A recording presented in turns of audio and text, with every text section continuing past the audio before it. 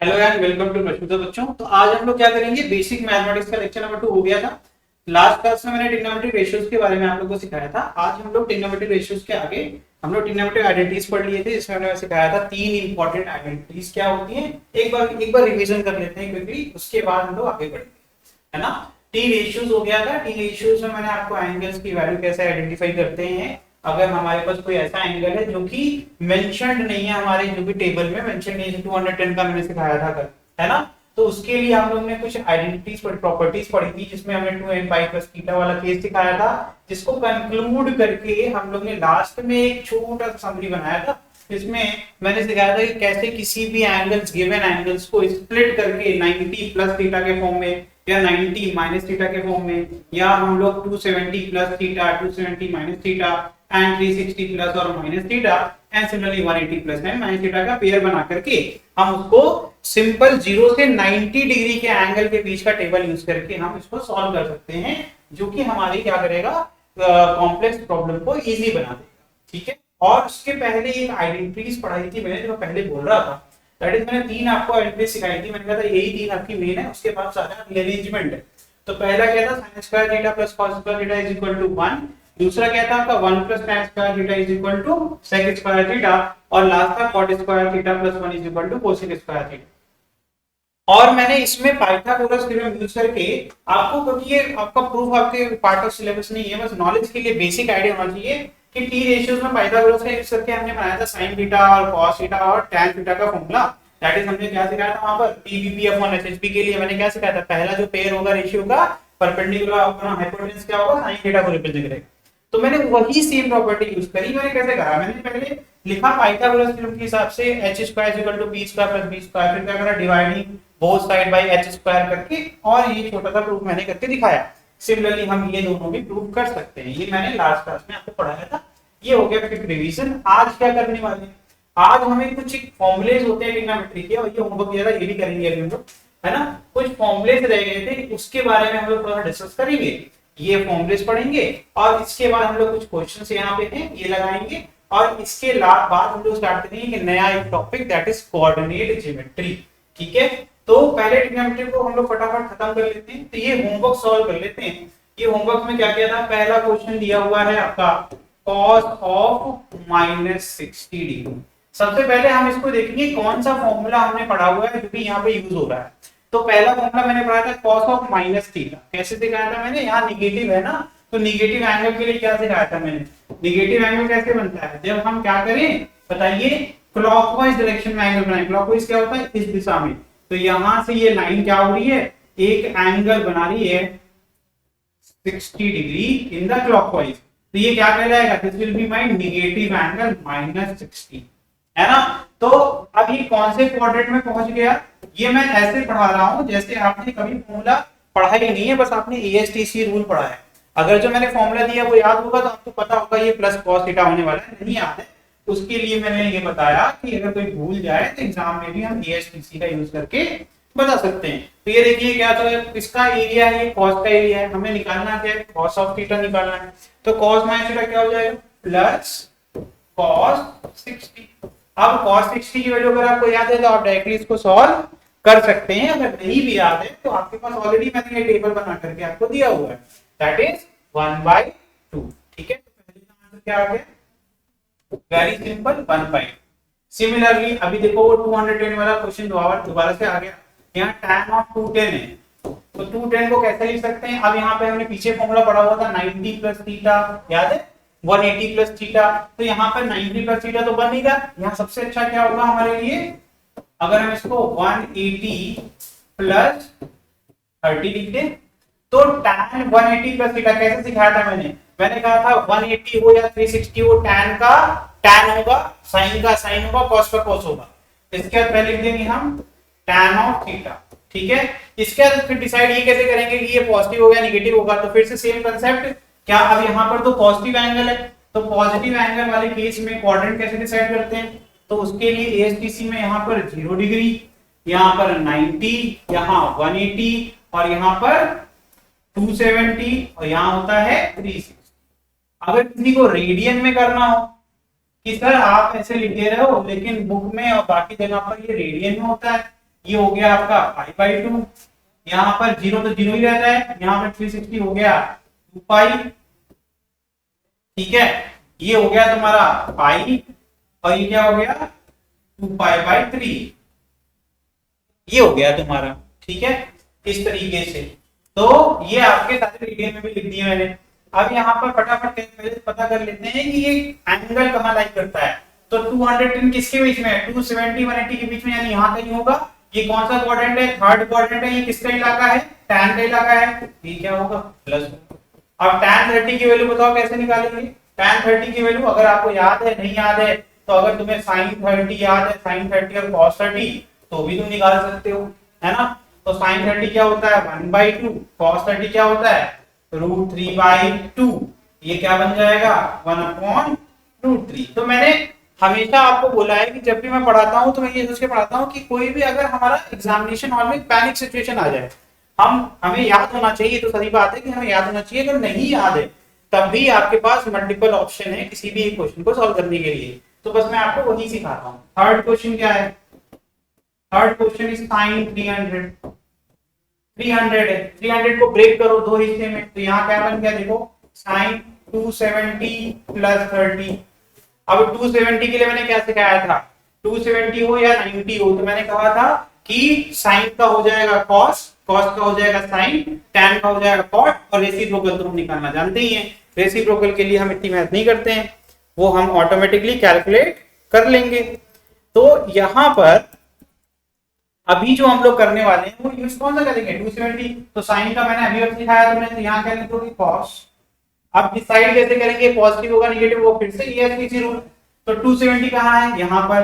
270 के बाद अगर कोई एंगल बनेगा तो कौन से क्वाड्रेंट में है, थर्ड क्वाड्रेंट में है। थर्ड क्वाड्रेंट किसका इलाका है, cos का, और हम कौन सा एंगल लेके चल रहे हैं साइन, तो इसको क्या होना पड़ेगा नेगेटिव। क्या होना पड़ेगा नेगेटिव। तो अगर हमें याद हो cos 60 क्या होता है 1/2, cos 30 क्या होता है 3/2, तो ये आंसर क्या आ गया -√3/, कितना आंसर आ गया -√3/। यहाँ क्या आया था, सबको मैं सर्कल कर दे रहा हूँ ताकि आंसर आपको दिखते रहे।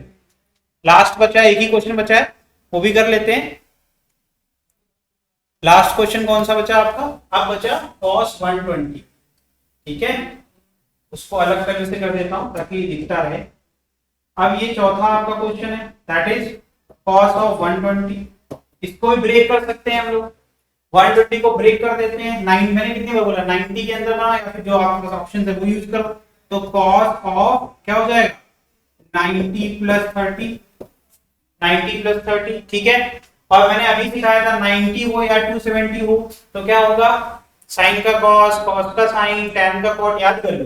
तो cos का क्या होने वाला है साइन, साइन ऑफ 30। लेकिन ये कौन से क्वाड्रेंट में है, 90 तो यहाँ तक है, 0 से 90 फर्स्ट क्वाड्रेंट, और 90 के बियॉन्ड क्या हो जाएगा सेकंड क्वाड्रेंट। सेकंड क्वाड्रेंट किसका इलाका होता है साइन का, लेकिन हम लोग तो cos सॉल्व करते हैं तो इसको क्या होना पड़ेगा माइनस। तो ये बताओ कितना आएगा, बताइए -1/। तो ये मैंने आपके सारे सॉल्यूशन कर दिए, इसको आप नोट डाउन कर सकते हैं और इसको आप खुद से भी ट्राई कर सकते हैं, ठीक है। आई थिंक मैंने एक सीरीज सी मिस्टेक करी है यहाँ पर, मैंने यहाँ भी देखा ध्यान से, दिस इज रॉन्ग ना, दिस इज रॉन्ग, मैंने ये सीरीज मिस्टेक करी हुई है। 270 को आपको कन्वर्ट करना है किसमें, रेडियन में, तो इट इज वेरी सिंपल, लेकिन मैंने यहाँ पे गलती की है तो I have to accept it, है ना। ये तो उल्टा लिख दिया मैंने, 2π/3 नहीं होगा, ये क्या होगा 3π/, ठीक है। ये 3π/2 होता है, मैंने 2 उल्टा लिख दिया, 120 लिख दिया, ठीक है। तो 270 क्या होता है 3π/2, ठीक है। तो ये हो गया तुम्हारा 3π/2, मैंने वहां 2π/3 लिख दिया था, हो जाती है मिस्टेक, हो जाती है कभी 3π/, बाकी सारी चीजें आपको क्लियर रही होंगी। आगे बढ़ते हैं नेक्स्ट। अब आपके पास कुछ फॉर्मूले हैं, इसको एज इट इज आपको याद करने हैं। यहाँ देखिए sin a प्लस b के फॉर्म में है, तो हम इसको कैसे एक्सपैंड कर सकते हैं, sin a cos b plus cos a sin b। और sin a माइनस b में क्या होगा, अच्छी बात क्या है, sin में अगर ये प्लस है तो इनके बीच में टर्म्स के बीच में सब प्लस आएगा, और माइनस है तो माइनस। लेकिन अगर हम cos की बात करें तो यहाँ पर अगर प्लस है तो माइनस आएगा, लेकिन माइनस है तो प्लस आएगा। पहले आप डिफरेंसेस पकड़ लीजिए। और इसमें sin cos चलता है, sin a प्लस b में, इसमें cos cos चलता है। तो एक चीज तो कॉमन है कि चाहे a प्लस बी हो चाहे a माइनस बी हो, cos a cos b minus sin a sin b आएगा, और माइनस होगा तो यहाँ क्या हो जाएगा plus cos a cos b plus sin a sin b। तो यहाँ cos cos पहले चलेगा, बाद में sin a sin b आएगा, और यहाँ sin cos का ही पेयर है। ठीक है, tan a प्लस b क्या है, tan a प्लस b फिर से बता रहा हूँ कि आप फिर से वही यूज कर डिवीजन कर सकते हो, लेकिन टाइम वेस्ट करने की जरूरत नहीं है। a प्लस b में ध्यान रखना, न्यूमरेटर में तो ये प्लस जाएगा टर्म के बीच में, लेकिन डिनोमिनेटर में ये नेगेटिव, और माइनस में न्यूमरेटर में माइनस जाएगा लेकिन डिनोमिनेटर में प्लस। तो फॉर्मूला क्या बन गया, tan a plus b upon 1 minus tan a tan b, ये बन गया tan a minus tan b upon 1 plus tan a tan b। तो ये आपका खत्म हो गया। आगे देखिए, अगर यहाँ पर क्या लिखा है sin 2a, देखो ध्यान से, मैं एक क्वेश्चन लिख रहा हूँ, अब मैं उसको सॉल्व भी करूंगा। sin 120 को हम लोग अभी 90 प्लस थीटा वाला फॉर्मूला याद हो गया होगा सब, हम उस क्या सिर्फ उस वही यूज कर सकते हैं और कोई ऑप्शन नहीं है हमारे पास, तो हम हमारे पास अदर भी ऑप्शन होते हैं, मैं वो करके अभी आपको दिखा। ठीक है, देखो ध्यान से, देखो, तो अगर मैं चाहूं तो इसको और क्या लिख सकता हूं, sin 2 इंटू 60, ये क्या बन गया 2a बना कि नहीं बना। ठीक है, अगर इसका जो आंसर आया था वही सेम आंसर आएगा, इसका मतलब मैंने सही करा। तो देखो इसको ध्यान से, इसका फॉर्मूला क्या है, 2 sin 60 cos, क्या हो गया ये 2 sin 60 cos 60। तो अगर आपको याद हो, वैल्यूज याद हो, तो sin 60 क्या होता है √3/2, sin 60 क्या होता है √3/2, और cos 60 क्या होता है 1/2। तो आंसर क्या आ गया √3/2 विद प्लस साइन। अब जरा हम 90 प्लस थीटा यूज करते हैं, मैं प्रूव करता हूं अभी कि दोनों वैल्यू सेम आएंगी।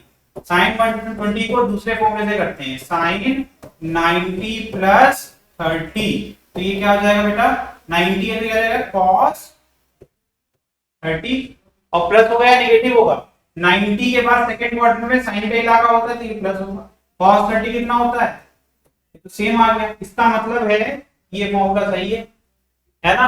तो मैंने आपको ये यूज करना भी सिखा दिया कि कैसे ही अप्लाई होता है। तो sin 2a equal to 2 sin a cos a, लेकिन cos 2a equal to cos square a minus sin square. ठीक है, एंड सिमिलरली नेक्स्ट है tan 2a क्या होगा 2 tan a upon 1 minus sin square a, और cos 2a के other form क्या होते हैं, ये फॉर्म्स कैसे बने। तो आपने वो फॉर्मूला पढ़ा था ना, जो आइडेंटिटी पढ़ी थी आपने, sin square theta plus cos square theta is equal to 1।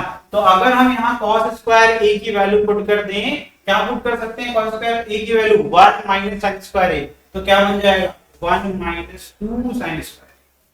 ठीक है, आप करके देख सकते हैं, ये करना बहुत आसान है, मैं ये आपको करके दिखाता हूँ।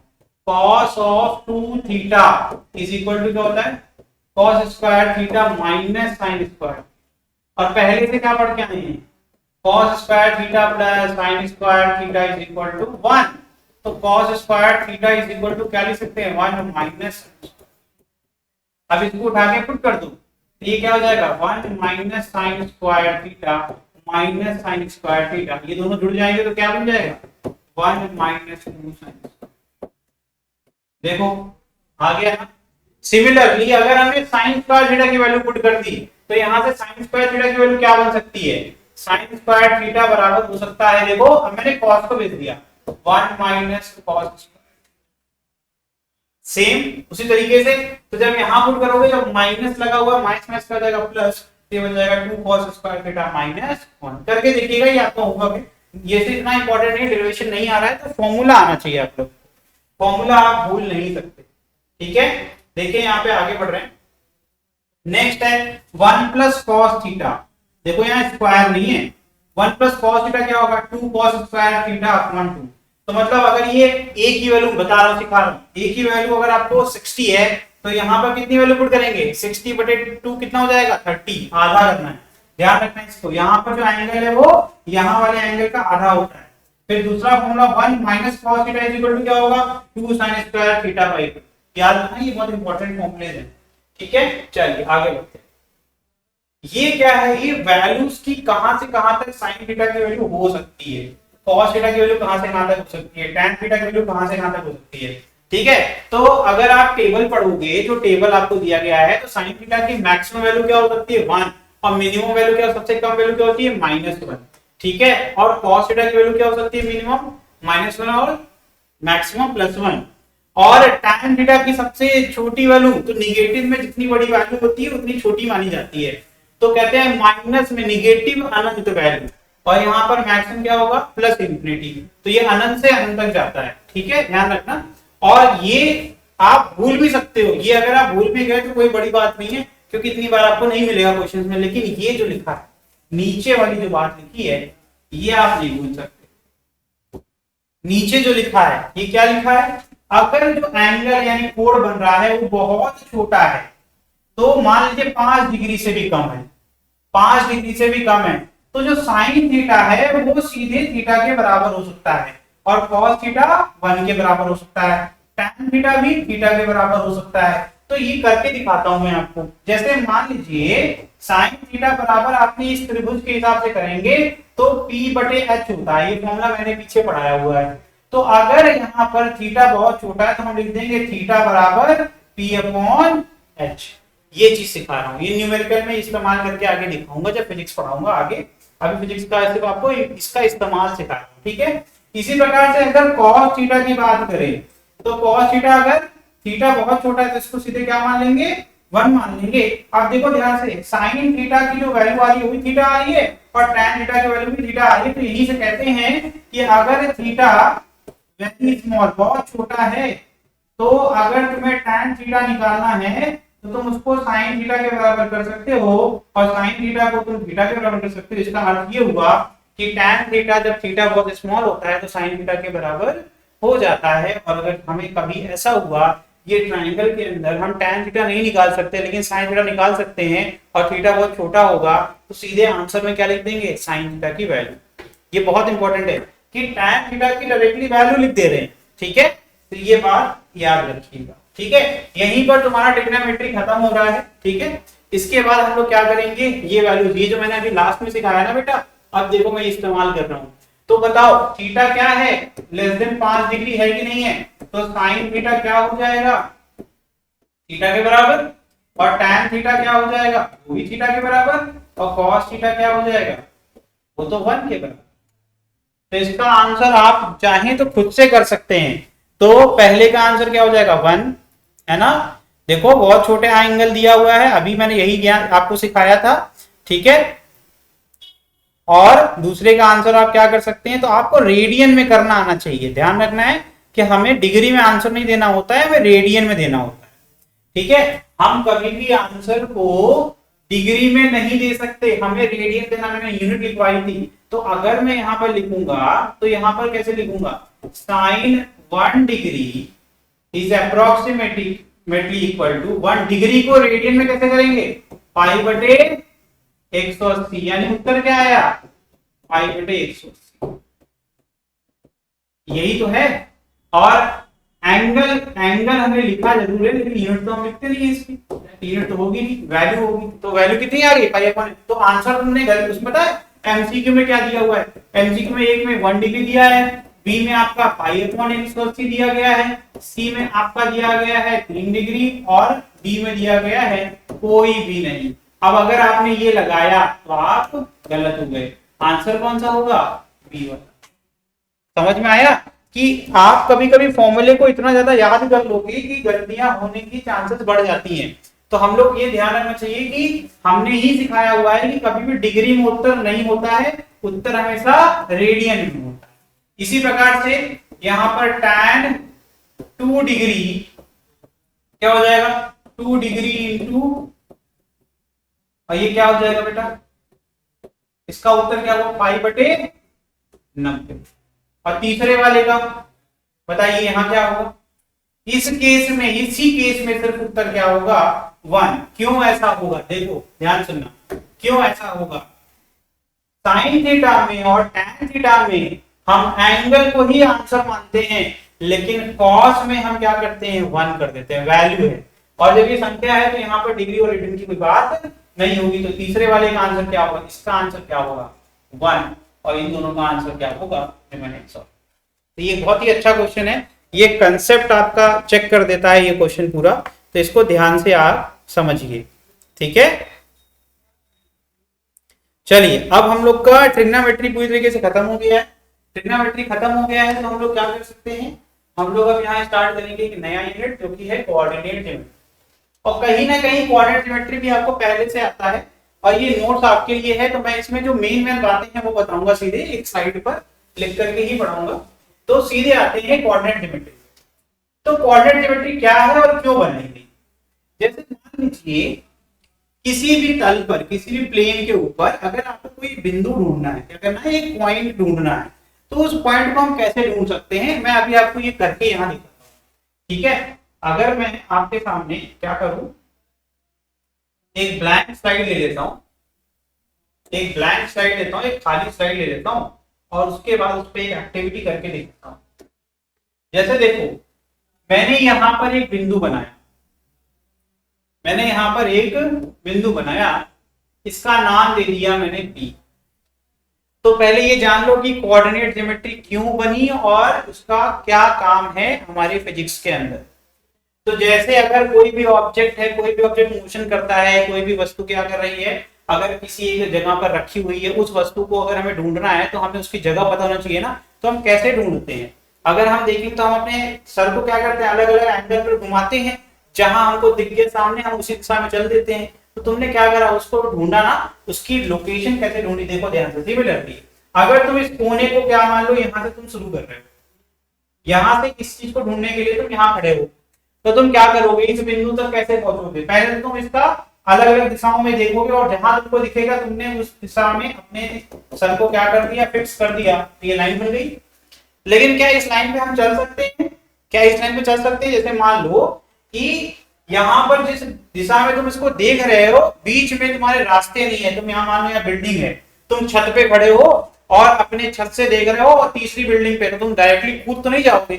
तुम्हारे पास ऑप्शन क्या है, तो तुम्हारे पास ऑप्शन, जैसे मान लो ये एक रोड बनी पड़ी है, एक ऐसे रोड जा रही है और एक रोड इस तरीके से जा रही है, अगर तुम ऐसे मान लो, ठीक। दूसरी रोड क्या है, एक रोड ऐसे जा रही है और फिर वो ऐसे जा रही है, थोड़ी ऊपर जा रही है और फिर थोड़ी सी यहां पर इस तरीके से आके इस बिंदु तक जा रही है। तो तुम क्या करोगे, तुम कहोगे यार ये रास्ते पे मैं सीधे जाऊंगा और मैं कहां जाके रुकूंगा, मैं यहां क्यों नहीं रुक रहा हूं, मैं यहाँ पे क्यों नहीं रुक रहा हूं, मैं यहाँ पे क्यों नहीं रुक रहा हूं, क्योंकि मैं वहां पे रुकना पसंद करूंगा जहां से मुझे सीधे वो बिंदु दिखे। तो ये एक दिशा हो गई ना जिसमें हम चल रहे हैं, इस दिशा को क्या बोल दिया गया, एक एक्सिस बोल दिया गया, एक्स एक्सिस। और हम कहां तक जाते हैं, जहां पर इस पॉइंट बी की परछाई मिलेगी, फिर हम यहां से क्या करते हैं, हम दूसरी दिशा में जाते हैं।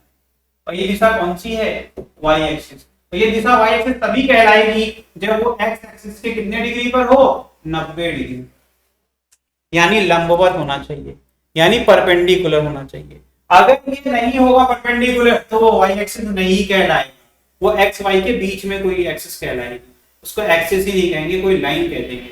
तो यानी कि एक चीज समझ में आ गया, किसी तल में दो एक्सिस होती है, एक एक्स होती है और एक वाई होती है। तो क्या यही दो दिशा पॉसिबल, अभी मैं दिखाऊंगा। तो यहां पर जब मैं गया तो मैं पहुंच गया पॉइंट बी पर। तो अब इस पॉइंट बी पर आने के लिए आप देखो ध्यान से, पाइथागोरस का नियम तुमने पढ़ा हुआ है। तुम इस पॉइंट पी पर आने के लिए तुमने एक एक्स एक्सिस में चाल करी, तुमने पहले कितनी दूरी तय करी, एक्स, फिर बाद में तुमने कितनी दूरी तय करी, वाई। और अगर इसकी हमने वैल्यू लिख दी तो इसका मतलब है ये वैल्यू कैसे मिलेगी मुझे, मैंने कहा इस लाइन पर जितना दूरी मैंने तय किया वो एक्स हो गया और ये किसके समांतर है, ये एक वाई एक्सिस के समांतर है। तो इसका मतलब है यहां से अगर इसकी परछाई ढूंढेंगे तो ये दूरी क्या हो गई। इस प्रकार से हम किसी भी पॉइंट पी को एक्स और वाई के टर्म में डिफाइन करने लगे। तो ये हो गई तुम्हारी दो एक्सिस, इसको एक्स कहते हैं, इसको वाई कहते हैं। और इस बिंदु को तक पहुंचने के लिए जितना हमें एक्स पे चलना पड़ा वो एक्स हो गई वैल्यू, और जितना वाई के समांतर चलना पड़ा वो वाई हो गई। तो क्या हमेशा हम एक्स से ही शुरू करेंगे, नहीं, अभी दिखाते हैं। इसी बिंदु पर अगर मुझे पहुंचना है तो मेरे पास दूसरा ऑप्शन क्या है, दूसरा ऑप्शन ये है कि पहले मैं वाई वाली रोड पे चल लूं, और कब तक चलूंगा, जहां पर पी की परछाई पड़ रही है। फिर मैं क्या करूं, एक्स के समांतर चल लूं और कहां तक, एक्स के पैरेलल चल लूं, और कितनी दूरी तय करूंगा, एक्स से दूरी तय करूंगा। तो भी तो मेरा एक्स कमा वाई ही आया, तो भी तो एक्स की वैल्यू एक्स ही आई, मतलब एक्स के समांतर में कितना चला, एक्स। यानी क्लियर हो गया कि चाहे इस रास्ते से तुम जाओ चाहे उस रास्ते से तुम जाओ, तुम पहुंचोगे सेम बिंदु पर। और अब इसे कह दिया गया कोऑर्डिनेट कार्टेशियन सिस्टम, और कार्टेशियन सिस्टम में बोल दिया गया कार्टेशियन सिस्टम में दो एक्सिस होती है, एक होती है एक्स और एक होती है, और इसमें अगर एक्स और वाई दोनों, देखो ध्यान से, एक्स एक्स से अगर इस पर जितनी वैल्यू है वो आपकी क्या है, एक पर्टिकुलर दिशा में है, इसको बोल दिया पॉजिटिव, इसको भी बोल दिया, ऊपर की तरफ जा रहे हैं तब भी बोल दिया, यहाँ जितनी संख्या होंगी सब पॉजिटिव। तो पॉजिटिव है, निगेटिव का क्या अर्थ हुआ, तो कहेंगे इस दिशा के विपरीत चलोगे, अगर हम यहाँ ऊपर जा रहे हैं तो ऊपर बोल दिया पॉजिटिव, तो नीचे जाएंगे तो क्या बोलेंगे, निगेटिव बोल दिया उसको, तो यहाँ से बन गया वाई डैश। और अगर ये दिशा पॉजिटिव, अगर ये मेरे किस साइड है, ये हमारी राइट साइड है, तो इधर अगर हम विपरीत में जाएंगे क्योंकि लेफ्ट हुआ, तो यहाँ पे x की वैल्यू क्या हो जाएगी, निगेटिव, इसको बोल दिया x डैश। तो इससे क्या बन गया, हमारे पास चार अलग अलग क्षेत्रफल बन गए, देखो एक ये हो गया, एक ये हो गया, एक ये हो गया और एक ये हो गया। अब ध्यान से देखना, मैंने कहा कोई भी बिंदु अगर इस वाले क्षेत्रफल में होगा, बना के देखते हैं, एक बिंदु यहाँ ले लिया हमने Q, यहाँ ले लिया P, देखो ध्यान से, यहाँ पहुंचने के लिए मुझे x पर यहाँ से यहाँ तक जाना पड़ेगा, मैंने बोल दिया x1, और यहाँ से यहाँ तक जाना पड़ा, मैंने कहा ये y के बराबर है, क्योंकि ये दोनों बिंदु एक ही रेखा पर आते। तो मैंने कह दिया इसका क्या हो जाएगा, x हो गया x1 और y क्या हो गया y। तो मैं ये समझाना चाह रहा हूं कि लेकिन इनका जो नेचर है वो दोनों पॉजिटिव है या नहीं है, देखो x भी पॉजिटिव है और y भी, क्योंकि ये राइट साइड में गया और ये ऊपर की तरफ, दोनों पॉजिटिव। तो मैंने कहा कि अगर कोई भी फर्स्ट क्वाड्रेंट में होगा तो वो हमेशा क्या होगा, उसमें x और y की वैल्यू पॉजिटिव होगी। लेकिन जब मैं इधर आया, मैंने कहा मुझे यहाँ ये कोई बिंदु है, इस बिंदु पर मुझे जाना है, इसको नाम दे दिया s, तो मैंने कहा मुझे x पर निगेटिव दिशा में जाना पड़ा, तो ये इसकी वैल्यू क्या आ गई, -x, और अब मुझे ये y के समांतर चल रहा हूं, तो लेकिन जब ऊपर ही रहा हूं तो y तो पॉजिटिव हो गया, y तो पॉजिटिव हो गया, तो यहाँ क्या आ गया, सेकंड क्वाड्रेंट में, मतलब इस क्षेत्रफल में जितने बिंदु होंगे उनमें x निगेटिव होगा लेकिन y पॉजिटिव होगा। तो ये क्या है, इस वाले क्षेत्रफल में क्या पाया मैंने, फिर मैंने एक बिंदु ले लिया, यहाँ मान लो t ले लिया, t तक पहुंचने के लिए मुझे x पर निगेटिव दिशा में चलना पड़ रहा है, और y पर भी मुझे नीचे की तरफ जाना पड़ रहा है। नीचे क्या है, देखो नीचे क्या बताया था मैंने, निगेटिव, यानी दोनों निगेटिव हो गए, तो यहाँ पर x क्या हो गया, निगेटिव, और y भी क्या हो गया। तो ये तीसरा क्वाड्रेंट क्या हो गया, एक ऐसी जगह पर जहां पर x भी निगेटिव है और y भी निगेटिव। और चौथा क्या हो गया, यहां पर अब मैं कोई पॉइंट बना देता हूं, यहां ले लेता हूं मैं, ये z पॉइंट ले लिया, z तक पहुंचने के लिए मुझे देखो x पर तो पॉजिटिव वैल्यू मिली लेकिन y पर निगेटिव मिल गई, तो यहां पर क्या आ गया, यहां आ गया +x और ये आ गया। इस तरीके से हमने किसी भी बिंदु की जगह या कहते हैं पोजीशन को हमने ढूंढ लिया, और उसको वहां तक पहुंचने के लिए मुझे हर बार एक वैल्यू मिल रही है। ध्यान से देखना, मैं ये करके दिखाऊंगा, जैसे ध्यान से देखिएगा तो आपको मजा आएगा कि इतनी मेहनत जो हमने करी है इसका इस्तेमाल कितने मजे से कर सकते हो। अब मैं आपको एक वैल्यू दूंगा और उस वैल्यू से आप किसी बिंदु को इन चारों क्षेत्रफल के बीच में ढूंढ सकते हैं, और मैं यहां लिख रहा हूं, मैंने कहा पॉइंट P है -2,4 पॉइंट पर, मैंने बोला Q है +2,4। अब देखो कैसे ढूंढेंगे, देखना, तो मैंने कहा चिन्हित करो पहले कि 1 कहां है, 2 कहां है, 3 कहां है, हो गया 0,0। तो सबसे पहले किसको लिखते हैं, पहले x की वैल्यू लिखी जाएगी, बाद में y की वैल्यू। फिर मैंने कहा ये मेरा 1 है, ये मेरा 2 है, ये मेरा 3 है, और ये मेरा, इसी प्रकार से ये 1 है, ये 2 है, ये 3 है, और ये क्या है। अब ये क्या होगा, यहाँ निगेटिव वैल्यू होगी, -1, -2, -3, और मैंने सिखाया इस पे पॉजिटिव नंबर होंगे, ये पॉजिटिव एक्सिस होती है y की, और ये निगेटिव, और ये पॉजिटिव है तो इधर क्या हो जाएगा, इसी प्रकार से -1, -2, -3, और ये हो गया तुम्हारा। बहुत बढ़िया, ये कंप्लीट हो गया। अब हमसे कहा गया P कहां पर है, P में x की वैल्यू कितनी है, -2। अब ध्यान से देखना, तो x पर कितना चलना है, -2 तक चलना है, ठीक है। फिर y पे कितना चलना है, तो y पे तो नहीं चल सकते क्योंकि x पे चलना शुरू किया तो समांतर चलोगे, यानी इसके पैरेलल चलोगे, और कब तक चलोगे, जब तक तुम 4 यूनिट नहीं पहुंचता। तो ये बिंदु क्या हो गया मेरा P, क्योंकि मैंने x कितना ही चला, -2, और y कितना, देखो पॉइंट P को ढूंढ लिया मैंने। तो पॉइंट P को हम डायरेक्टली हम कहां शुरू किए थे, शुरुआती पॉइंट होता है ओरिजिन और हम P तक गए, तो ये हो गया हमारा, डायरेक्ट हमने उनको जोड़ दिया तो ये हो गया मेरा डिस्टेंस। ठीक, ये भी निकालना सिखाऊंगा। फिर अब पहले हम अभी सिर्फ और सिर्फ सीख रहे हैं कैसे किसी भी बिंदु को ढूंढते हैं। अब Q की वैल्यू कितनी है, +2, 4, तो x की वैल्यू +2 किधर होती है, इधर होती है। तो यहां से कब तक चलेंगे, जब तक हम 2 पे ना पहुंच जाए, 2 पे पहुंच गए। अब हमें y में कितना चलना है, 4 तक चलना है, तो हम समांतर चलेंगे कितना, 5 तक पहुंच लिया। ये क्या है, ये हो गया मेरा, यहाँ पर क्या आ गया, -2, ये हो गया मेरा P और Q मैंने ढूंढ लिया। ठीक, अब जैसे ये पूछ सकते हो तुम मुझसे कि सर हमें ये बताइए, अगर हमें सिर्फ ये जानना है कि O से कितनी दूरी पर है Q या फिर O से P कितनी दूरी पर है, तो हम कैसे निकालेंगे डायरेक्टली। तो डायरेक्टली निकालने का तरीका है, इसके लिए एक टॉपिक पढ़ाएंगे, किसी भी दो बिंदु के बीच में हम निकाल सकते हैं दूरी, उसके लिए बनता है एक फॉर्मूला, कहते हैं डिस्टेंस फॉर्मूला। क्या कहते हैं, डिस्टेंस फॉर्मूला, जो हम पढ़ेंगे। तो ये रहा तुम्हारा डिस्टेंस।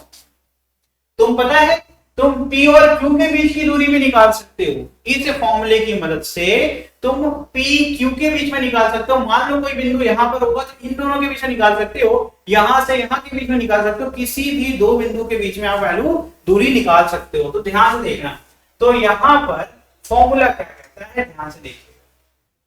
तो अगर हमें डिस्टेंस फॉर्मूला यूज करना है तो डिस्टेंस फॉर्मूला होता है, ये रूट लगा हुआ है, यहाँ स्क्वायर रूट होता है। ठीक है, ये स्क्वायर रूट यहाँ पे हट गया है, स्क्वायर रूट होता है। स्क्वायर रूट का क्या अर्थ होता है वो देखिएगा। ठीक है, तो यहाँ पर किसी भी दो बिंदु के बीच में अगर हमें क्या निकालना है, दूरी निकालनी है, तो पहले P का पीछे लिखा था, मैं पीछे लिखा हूं, P क्या था, -2, और Q कितना है, 2। ठीक है, ध्यान से देखना। तो फॉर्मूले के हिसाब से अगर P Q के बीच की दूरी निकालनी है, तो फॉर्मूले के हिसाब से क्या करेंगे बताओ, आप इसको मान लेंगे x1, इसको मान लेंगे y1, इसको मान लेंगे x2। ठीक, तो अब हम पुट करेंगे, क्या फॉर्मूला है, x2 - x1 का होल स्क्वायर, x2 - x1 का whole square plus y2 - y1 का स्क्वायर। ठीक है, तो अब x2 की वैल्यू कितनी है, +2 माइनस ऑफ, देखो ये क्या है, माइनस माइनस क्या हो जाएगा, प्लस y2 कितना है, y2 आपका 4 है और y1 भी आपका क्या है, 4 है। तो 4 - 4 कितना हो जाएगा, 0। ठीक है, और यहाँ देखो माइनस क्या हो जाएगा, प्लस, ये क्या हो जाएगा बताओ, 2 + 2 का होल स्क्वायर और +0 का होल स्क्वायर। ये कितना हो गया, 4 का होल स्क्वायर कितना होता है, 4 का होल स्क्वायर होता है 16। तो √16 क्या होता है, उत्तर कितना आ गया। ठीक है, तो यहां पर मैंने जो लिया है वो SI में लिया हुआ है। अगर अभी आपको मात्रक नहीं पता या यूनिट नहीं पता है तो आप मीटर नहीं लिखेंगे, लेकिन जब भी हम बात करते हैं फिजिक्स में तो हम SI यूनिट में ही सॉल्व करते हैं। देखिए मैंने अभी आपके सामने क्या पढ़ाया, आपको मैंने पढ़ाया कोऑर्डिनेट ज्योमेट्री और उसका इस्तेमाल भी सिखा दिया कि किस तरीके से हम किसी दो बिंदुओं के बीच में दूरी निकाल सकते हैं। अब ये क्या है, यहां देखो कुछ लिखा हुआ है, लिखा है इन स्पेस। तो स्पेस क्या होता है, जो भी हमारा जो वातावरण है, एटमॉस्फेयर है, कोई भी चीज जो तल के बाहर होता है, मतलब प्लेन होता है, प्लेन के बाहर। जैसे ये पेन अभी हवा में, जैसे ये कैमरा जिसको हम देख के आप जिसको से आप मुझे देख पा रहे हो, वो भी क्या है, एक ऊंचाई पर है, जमीन से ऊंचाई पर। जब भी कोई भी चीज तल के बाहर आ जाती है तो उसमें 3 एक्सिस रहती है, 2 एक्सिस सिखाया मैंने, एक्स और वाई। तीसरी एक्सिस होती है जेड एक्सिस। वो कैसे हम सीखेंगे अभी सिखाता हूं मैं आपको, देखो ध्यान से, थोड़ा सा दिमाग आराम से लगाओगे तो समझ में आएगा। क्या ये एक्स एक्सिस समझ में आ गई, क्या ये वाई समझ में आ गया, जेड कैसे, जेड एक्सिस जो कि क्या होगी, पहली बात तो नियम के हिसाब से एक्स एक्सिस और वाई एक्सिस और जेड एक्सिस ये तीनों क्या होंगे, एक दूसरे के लंबवत यानी परपेंडिकुलर, एक दूसरे से कितना एंगल बनाएंगे, 90। अब देखो ये मैंने एक बनाया हूं, ये आप भी बना सकते हो। देखो इन दोनों उंगलियों के बीच में कोण कितना है, 90। ठीक है, अब इन दोनों उंगलियों के बीच में एंगल कितना है, 90। अब ध्यान से देखना, इस और इसके बीच में भी एंगल कितना है, 90। ये जो डायग्राम है आप घर पे भी कर सकते हो। देखो ये क्या है, ये तीनों एक दूसरे के क्या है, परपेंडिकुलर है। तो यानी ये डायग्राम कैसा बनेगा, ये कुछ इस प्रकार से बनेगा। अगर ये x है और अगर ये y है तो z क्या हो जाएगा, ये तुम्हारी क्या हो गई, और z एक्सिस का मतलब क्या होगा, यहां से 90 डिग्री, ध्यान से देखना, यहां से 90 डिग्री, ठीक। तो y से भी 90 बना रही है और x से भी 90 बना रही है। ये पॉजिटिव एक्स जेड हो गया तो ये क्या हो जाएगा, जेड डैश नेगेटिव हो गया, ये एक्स डैश हो गया। और ये तुम्हारा, क्योंकि बेटा ये 3D में आप जो है हम तल पे बना रहे हैं यानी प्लेन पे बना रहे हैं, तो प्लेन पे 3D डायग्राम तो नहीं बन सकता, लेकिन आपको मैंने फिर भी कोशिश करी समझाने की कि ध्यान से देखो, x से ये 90 बना रहा है और y से भी 90 बना रहा है, यही कंडीशन होती है कि क्या होना चाहिए, 3D होना चाहिए। तो जब आप किसी बिंदु तक पहुंचेंगे तो कैसे पहुंचेंगे, देखो मैं बना रहा हूं, ये Q के जस्ट सामने है, मेरी बात समझना। अभी मैंने आपको बना के दिखाया था कि ये x हो गया, ये y हो गया, मान लो ये पेन यहाँ पर है, ठीक है, ये मेरी पेन आपको दिख रही होगी, ये पेन यहाँ पर है, तो मैंने कहा Q के जस्ट ऊपर है, ये Q के जस्ट सामने कह लो या ऊपर कह लो। तो मैं यहाँ से x दिशा में गया, फिर मैं y में गया, अब मुझे क्या करना पड़ रहा है, देखो इस तल को छोड़ करके हवा में आना पड़ रहा है, ऊंचाई तक जाना पड़ रहा है। ये जो दूरी है ना इस पेन और इस स्क्रीन के बीच में, वही हो गई तुम्हारी z एक्सिस जो मैंने ये बनाई हुई है। तो इसका मतलब क्या हो गया, अब अगर मुझे इस पेन तक पहुंचना है तो मुझे क्या करना पड़ेगा, एक तीसरी दिशा में मोशन करना पड़ेगा जो कि बाकी दोनों दिशाओं के परपेंडिकुलर होना चाहिए, यानी लंबवत होना चाहिए, तो उसको कहेंगे हम स्पेस। तो ऐसे केस में किसी भी बिंदु के लिए क्या हो जाएगा, एक्स वाई और एक्सिस को डिफाइन करेंगे। मान लीजिए पॉइंट पी क्या है, किसी स्पेस में है, तो इसके लिए आ जाएगा X comma Y comma Z. अब ये वैल्यू तुमको पता रहेगी न्यूमेरिकल में, बहुत डिटेल में नहीं पढ़ा रहा हूँ क्योंकि तुम इससे ज्यादा तुम्हारे लिए काम का नहीं है। तो जैसे तुमने एक्स और वाई के लिए किया, ऐसे ही दो पॉइंट ले लो यहाँ पर, तो ये हो गया तुम्हारा x1 y1 z1, ये हो गया x2 y2 z2। अब तुम्हें क्या करना है, वैल्यू पुट करनी है, x2 x1 का whole square plus y2 y1 का whole square plus z2 minus, और इसका स्क्वायर रूट निकाल लोगे, तुम्हें क्या मिल जाएगा, तुम्हें मिल जाएगा उनके बीच की दूरी। तो दो बिंदु जो क्या हो, स्पेस में हो, उनके बीच की दूरी भी हम निकाल सकते हैं। अब अगला जो पॉइंट है वो कहते हैं स्लोप ऑफ लाइन। स्लोप को हिंदी में क्या कहते हैं, स्लोप को हिंदी में कहते हैं ढाल। क्या कहते हैं, ढाल। अभी मैंने जितने पॉइंट पढ़ाए उसमें आपके किसी भी दो बिंदु, ये देखो ए हो गया और ये बी हो गया है ना, ए बी आपका हो गया। ए का क्या है, ए की पोजीशन क्या है, x1 y1, बी की क्या है, x2 y2। इनको अगर एक रेखा से जोड़ दिया जाए तो क्या बन रही है, एक रेखा बन रही है x एक्सिस के, देखो एक कोण पर, ये इस तरीके से एक कोण बन रहा है ना, ये थीटा। तो अब इस जो आपका ये स्लोप बन रही है, जो ढाल बन रही है, इसको निकालना है तो स्लोप को हम स्मॉल m से डिफाइन करते हैं। m माने क्या होता है, स्लोप। क्या कहते हैं इसको, स्लोप। ठीक है, इसका फॉर्मूला क्या होता है, कहते हैं जो बाद वाला बिंदु है उसका y कोऑर्डिनेट, ये उसको घटा दीजिए किससे, पहले वाले बिंदु के y कोऑर्डिनेट से। इसको सही भाषा बोले, कैसे बोला जाता है, जो y की वैल्यू में बदलाव आया, चेंज इन y अपॉन जो x की वैल्यू में बदलाव आया, जो चेंज इन x है, तो इसको ऐसे लिखते हैं डेल्टा। डेल्टा का मान होता है, मतलब होता है बदलाव, यानी जो चेंज आया, ठीक है। और इसको हम लोग एवरेज चेंज कहते हैं, औसत बदलाव जो आ रहा है, change in y upon change in x। फिर इसके बाद एक और होता है जिसको कहते हैं, अगर बहुत ही ज्यादा छोटा कोई बदलाव आया उसको d से रिप्रेजेंट करते हैं। ये बहुत इंपॉर्टेंट चीज पढ़ा रहा हूँ। ये d का अर्थ क्या होता है, बहुत छोटा बदलाव, वेरी स्मॉल चेंज। जैसे मान लो पहले ये इसका एग्जांपल देखो, y की वैल्यू पहले क्या थी, 1 थी, और y की वैल्यू बाद में कितनी हो गई, बाद में y की वैल्यू हो गई 1.1। तो ये देखो 0.1 का ही तो बदलाव आया, तो ये बहुत छोटा बदलाव होगा, तो उसके लिए हम क्या करेंगे, इसको यूज करेंगे, d का सिंबल यूज करेंगे, और बाद में इसको हम यूज करने वाले हैं डिफरेंशिएशन में। डेल्टा का अर्थ क्या हुआ, जैसे मान लो पहले y की वैल्यू क्या थी 1, और बाद में कितनी होगी, y की वैल्यू हो गई मान लो 4 होगी, तो ये बड़ा चेंज है ना, इसको कहेंगे एवरेज चेंज, इसके लिए हम डेल्टा इस्तेमाल, ये बहुत इंपॉर्टेंट है, याद रखो।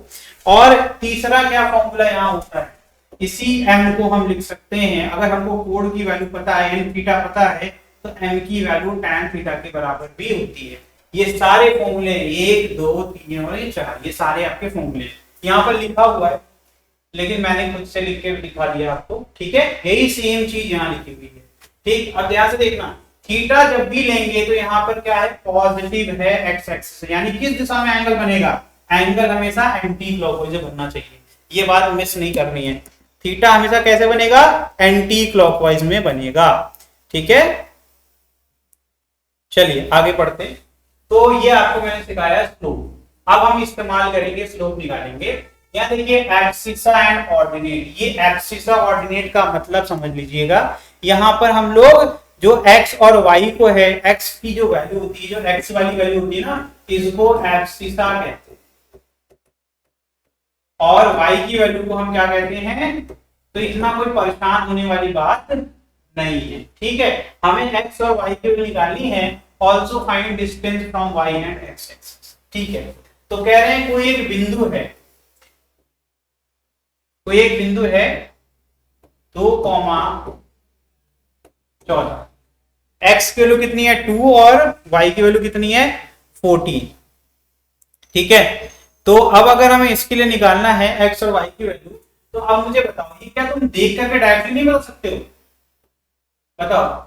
ये तो मैंने अभी बताया, किसी भी पॉइंट P में अगर उसका पोजीशन को 2,14 लिखा है तो 2 किसको रिप्रेजेंट करता है, x को और y को। ये कितना बेकार क्वेश्चन था, तो x इक्वल टू क्या आ गया 2 और y इक्वल टू क्या, ये सिर्फ रिवीजन के लिए मैंने दिया है क्वेश्चन, क्योंकि मैंने अभी सिखाया था कि किसी भी बिंदु की पोजीशन को अगर हम x, y से रिप्रेजेंट करते हैं, तो अगर ये दिया गया है क्वेश्चन में, तो x और y का मान क्या बताओ, और सिंपल।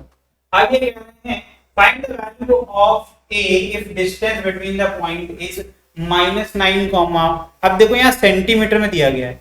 अब ये ध्यान से करिएगा, यहाँ पर तुम्हें सेंटीमीटर में दिया गया है, मैंने कहा था ना सेंटीमीटर में दिया रहेगा, मीटर में दिया रहेगा, तो करना। तो कह रहे हैं कि आपको a की वैल्यू निकालनी है। देखो ये a की वैल्यू नहीं दी हुई है, यानी y का कोऑर्डिनेट नहीं दिया गया है। तुम्हें ये क्या हो गया, ये हो गया x1, y1, ये क्या हो गया बेटा x2, y2। मैंने क्या सिखाया, दो बिंदु के बीच में दूरी दी गई है। फिर से पढ़ देता हूं, कह रहे हैं कि आपको a का मान बताना है। अगर इन दो बिंदुओं के बीच में, बिंदु कैसे हैं -9, a और 3,3, कह रहे हैं इनके बीच की दूरी कितनी है 13 सेंटीमीटर। तो तुमको पहले से क्या बता दिया, अगर मान लेते हैं ये पॉइंट ए है, ये पॉइंट बी है, तुमको ए बी के बीच की दूरी पता है 13 सेंटीमीटर, ठीक है। तुम्हारे पास डिस्टेंस फॉर्मूला है, दो बिंदुओं के बीच में डिस्टेंस निकालने के लिए एक फॉर्मूला मैंने पढ़ाया। उस फॉर्मूले के हिसाब से, फॉर्मूला क्या सिखाता है तुमको, x2 - x1 का whole square plus y2 - y1 का। तुम्हें ऑलरेडी डिस्टेंस पता है, 13 तुमको पहले से दिया गया है। तुम्हारे पास x2 कितना है 3, माइनस x1 कितना -9, प्लस तुम्हारे पास y1 कितना है नहीं पता, y2 3 दिया गया है और y1 a दिया, ये है तुम्हारे पास। अब बताओ यहाँ पर क्या होगा, यहाँ पर 3 + 9 का स्क्वायर प्लस 3 - a का स्क्वायर। अगर हम स्क्वायर करते हैं दोनों तरफ, क्या करते हैं स्क्वायर करते हैं, स्क्वायरिंग बोथ साइड, दोनों तरफ स्क्वायर करेंगे, इससे क्या होगा, इससे रूट हट जाएगा। तो 13 का स्क्वायर क्या होता है 169, और यहाँ क्या आएगा 9 + 3 क्या होता है 12, 12 का स्क्वायर क्या होता है 144, 12 का स्क्वायर क्या होता है 144, और यहाँ पर स्क्वायर कर चुका हूं मैं ऑलरेडी, तो रूट हट जाएगा। तो 144 + 3 - a का। अब ध्यान से देखना, अगर हम चाहें तो इस 144 को इधर भेज दें तो कैसा दिखेगा, ये 3 - a का स्क्वायर इक्वल टू 169 माइनस, ठीक कर रहा हूं मैं यहां तक, ठीक है। तो कितना बचेगा बताइए, यहां बचेगा 25, कितना बचेगा ये 25। तो अगर मैं स्क्वायर हटा दूं तो क्या आ जाएगा 3 - a बराबर, बताओ किसका स्क्वायर, ये 5 का स्क्वायर है ना, 5 आ जाएगा। तो क्या यहाँ पर सिर्फ 5 ही आ सकता, देखो ये भी मैं सिखा रहा हूँ, ये फिजिक्स में बड़ा ही बहुत बड़ी प्रॉब्लम है ये। यहाँ पर बच्चे सिर्फ मान के चलते हैं कि +5 होगा। अभी मैं सिखा रहा हूँ तुमको मैथ का एक बहुत इंपॉर्टेंट कंसेप्ट, इसमें तुम्हें समझ में आएगा कि यहाँ से प्लस नहीं यहाँ माइनस भी हो सकता है, और मैं प्रूव करूंगा, ठीक है। वो बात मैं प्रूव भी करूंगा कि तुम ये गलती क्या कर रहे हो। एक मिनट रुक जाइए, अच्छे देखिए ग्राफ वाला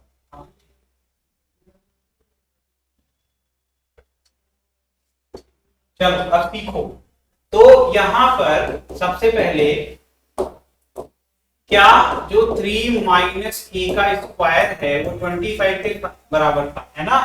तो क्या 25 को सिर्फ प्लस 5 का स्क्वायर करेंगे तभी मिलेगा, यानी 5 गुणे 5 करेंगे तभी 25 मिलेगा? क्या माइनस 5 का स्क्वायर 25 नहीं होता? माइनस 5 गुणे माइनस 5 भी तो 25 ही होता है। यानी कि मैं कैसे कह दूं कि जब मैं इसका स्क्वायर यहां से हटाऊंगा तो ये सिर्फ प्लस 5 होगा, तो यहाँ दो संख्याएं हो सकती हैं, प्लस भी हो सकती है और माइनस भी। काजल आप बहुत लेट आए बेटा, ठीक है? वीडियो आप देख लेना, ये जो लेक्चर्स मैं पढ़ा रहा हूँ मैं आप लोगों को ये सलाह दूंगा कि फिजिक्स की क्लास छूट जाएगी तो तुम एक बार वीडियो देख के समझ लोगे, ये वाली क्लास छूट जाएगी तो पूरे साल खराब हो जाएगा। ये बेसिक जितना पढ़ा रहा हूँ ये बहुत कीमती है, ये लगेगा अभी कि इंपॉर्टेंट नहीं है, लेकिन जब फिजिक्स पढ़ाना स्टार्ट कर दूंगा मेन, तब आप देखोगे कैलकुलेशन, हर कैलकुलेशन में जितनी बार हम कैलकुलेट करेंगे उतनी बार ये प्रॉब्लम आपको हेल्प करेगी, ठीक है? ये सब आप बहुत इंपॉर्टेंट है। अब देखो अभी सिखाया मैंने कि स्क्वायर जब भी हटाते हैं तो याद रखना कि चाहे तुम नेगेटिव नंबर का स्क्वायर करो चाहे पॉजिटिव नंबर का स्क्वायर करो तुम्हें आंसर सेम मिलेगा। तो ये फिजिक्स के पॉइंट ऑफ व्यू से बता रहा हूं, जब फिजिक्स में इक्वेशन सॉल्व करोगे और तुम स्क्वायर हटाओगे तो वहां तुम्हें लगेगा सिर्फ एक ही आंसर हो सकता है, वहां दो आंसर आएंगे। उसमें एक बार हम प्लस वैल्यू लेंगे, एक बार माइनस वैल्यू लेंगे, उसमें से फिर हम डिसाइड करेंगे कि कौन सी वैल्यू ले सकते हैं। से मान लो टाइम निकाल लो, समय निकाल लो, तो समय में समय कभी निगेटिव नहीं होता, लेकिन जब पूरा सॉल्व करोगे, जैसे मान लो ए की जगह इस ए को हटा दूं मैं, पर इस ए की जगह मैंने टाइम लिख दिया, टी लिख दिया, तो दिखाता हूं मैं अभी करके दिखाता हूं। तो यहां पर आ जाएगा, जैसे मान लो इसको मैंने टी बना दिया, तो एक बार मैं प्लस 5 लिख के सॉल्व करूंगा और एक बार लिखूंगा माइनस 5। अब देखना ध्यान से, दो वैल्यू है 3 इज इक्वल टू, यहां देखो ध्यान से, ये माइनस की दबेज देता हूं, इस पे दबेज देता हूं, तो जब 3 माइनस 5 इज इक्वल टू, ये प्लस इधर आएगा माइनस जाएगा, ये प्लस है, तो टी बराबर क्या आ गया माइनस। ये कभी हो सकता है? ये कभी नहीं हो सकता, ठीक है? इसी प्रकार से अभी दिखाता हूं, समय कभी निगेटिव नहीं होता। यहां पर 3 minus T is equal to minus 5। अब मैं इसको इधर लाऊंगा, इसको इधर ले जाऊंगा, तो क्या हो जाएगा 3 प्लस 5 बराबर प्लस का टी, टी बराबर क्या आ गया 8। तो ये बिल्कुल पॉसिबल। तो मैंने अभी आपको बस ये समझाने की कोशिश करी कि बेसिक मैथ जरूर पढ़ रहे हैं लेकिन कंसेप्ट भी बड़ा इंपॉर्टेंट है। अब मैंने ये टाइम के रिस्पेक्ट में ये फिजिक्स के लिए बता दिया, अब इसको सही कर देता हूं। जैसा कि सवाल कह रहा था, ये ए है। अच्छा अब मुझे बताओ ये ए होता क्या है? देखो अभी सिखाते हैं। ये ए है, ये भी ए है, ये भी ए है, तो यहाँ पर एक बार ए आ गया +8 और एक बार आ गया -2, फिर भी यही आंसर होगा। अब एक चीज सीखो, कभी ये सुना है तुमने कि जो तुम्हारी दूरी है वो -10 किलोमीटर है? कभी सुना है ऐसा? तो दूरी कभी भी निगेटिव नहीं हो सकती। यहां लिखूंगा distance can not be negative. लेकिन हमें बात सुनना ध्यान से, तो क्या ए यहां ए जो है क्या वो डिस्टेंस है? अभी सिखाया, अभी अपने आप को मैं हमेशा सही नहीं पढ़ाऊंगा, याद रखना, क्योंकि तभी पता चलेगा कौन सा बच्चा पढ़ रहा है। तो यहाँ पर ए क्या है सर? ए तो दूरी नहीं थी, ए क्या है सर? ए तो वाई एक्सिस वाली वैल्यू थी, तो यानी कि वाई तो निगेटिव हो सकता है ना? हाँ हो सकता है। तो ये वाला बात यहाँ पर फिट नहीं हो रहा है। तो इसका मतलब है कि ऐसे दो बिंदु होंगे, ऐसे दो वाई की वैल्यू हो सकती है जिसमें अगर हम उन दोनों पॉइंट के बीच की दूरी निकालें तो हमारी जो डिस्टेंस आएगी दोनों पॉइंट की वो 13 सेंटीमीटर ही आएगी। समझ में आ रहा है? तो यानी कि ऐसे दो पेयर बन सकते हैं, एक पेयर बनेगा -9, -2 और दूसरा पेयर बनेगा -9, +। ये आपके x1, y1 के ऐसे दो पेयर बन रहे हैं, तो ये दोनों आंसर ठीक है। ये हो गया कंप्लीट, ठीक है, ये नोट कर लें, ठीक है। तो या तो y1 की वैल्यू क्या हो -2 सेंटीमीटर हो, या तो y1 की वैल्यू -2 सेंटीमीटर हो, या फिर y1 की वैल्यू क्या हो आपकी +8 सेंटीमीटर। ये समझ में आया हो तो पूछ लीजिए मुझसे, अगर ये समझ में नहीं आया हो तो पूछ लीजिए। ये भी सिखा देता हूँ कि ये कैसे पॉसिबल है। तो देखो ध्यान से देखिए, ये एक पॉइंट यहाँ मान लो, एक पॉइंट यहाँ मान लो, इनके बीच की दूरी जो है वो 13 सेंटीमीटर है। तो ऐसा भी हो सकता है, यहाँ से यहाँ दोनों पॉइंट्स के बीच की दूरी भी, ये तो पॉसिबल है ना, ये तो बिल्कुल पॉसिबल है ना। तो मैंने ये आपको समझाने की कोशिश करी कि y की वैल्यू देखो यहाँ वाले y की वैल्यू पॉजिटिव, यहाँ वाले y की वैल्यू निगेटिव, लेकिन दोनों में x की वैल्यू सेम है। तो इस तरीके से जो ये केस बन रहा है ना, इस वाले केस में ये -9 प्लस 8 मतलब ये रहा होगा -9 प्लस 8, और यहीं पर x के नीचे यहाँ एक ऐसा पॉइंट हो सकता है जहां पर ये -9 माइनस, तो ये वाला है वो दो पॉइंट जिसके हिसाब से अगर हम लेके चले तो 13 सेंटीमीटर की दूरी आएगी। और ए पॉइंट क्या था 3,3, तो ये वो पॉइंट हो गया जो कि 3,3 को रिप्रेजेंट करेगा। देखते जाना सीख लो, तो ये है तुम्हारा 3, ठीक है। तो ये इस तरीके से तुम्हारा ये पॉइंट ए हो गया, ये पॉइंट बी हो सकता है, ये भी पॉइंट बी हो सकता है। तो ये भी 13 सेंटीमीटर दूरी पर होगा और ये भी 13 सेंटीमीटर। तो मैंने डायग्राम भी बना दिया, ये एक्स एक्सिस है और ये तुम्हारी एक्स डैश है और ये, ठीक है। अगर समझ में नहीं आया तो बस आप सॉल्व करके वैल्यू निकालना सीखिए, ठीक है। 2 बार रिवाइज करेंगे तो आपको समझ में आ जाएगा। एक लास्ट क्वेश्चन इसमें जो मैं सोच रहा हूँ करा दूं आपको, ठीक है, या फिर ये होमवर्क दे करके नेक्स्ट क्लास में हम लोग डिफरेंशिएशन स्टार्ट कर सकते हैं। चलिए ये आपके लिए होमवर्क है, ठीक है, आप ट्राई करें। अगली क्लास में पहले ये क्वेश्चन सॉल्व करेंगे, उसके बाद हम फिर नया टॉपिक स्टार्ट करेंगे जो कि क्या है, डिफरेंशिएशन, ठीक है। तो ये आपका यहीं पर कोऑर्डिनेट ज्योमेट्री मैंने आपको 2 चीजें सिखा दी बेसिक मैथ में, एक ट्रिग्नोमेट्री सिखा दिया, एक आपको मैंने क्या सिखाया, कोऑर्डिनेट ज्योमेट्री। और ध्यान रखना अभी इसमें एक ग्राफ सिखाऊंगा आपको मैं, और बायनोमियल भी सिखाऊंगा। बायनोमियल एक बड़ा इंपॉर्टेंट है जिसमें ग्रेविटेशन गुरुत्वाकर्षण वाला जो चैप्टर आता है उसको सॉल्व करने के लिए यूज करते हैं, ठीक है। तो आज के लिए इतना ही, अगली क्लास में हम लोग इसी के आगे कंटिन्यू करें, ठीक है। Thank you. और कोई डाउट हो तो आप मुझसे पूछें।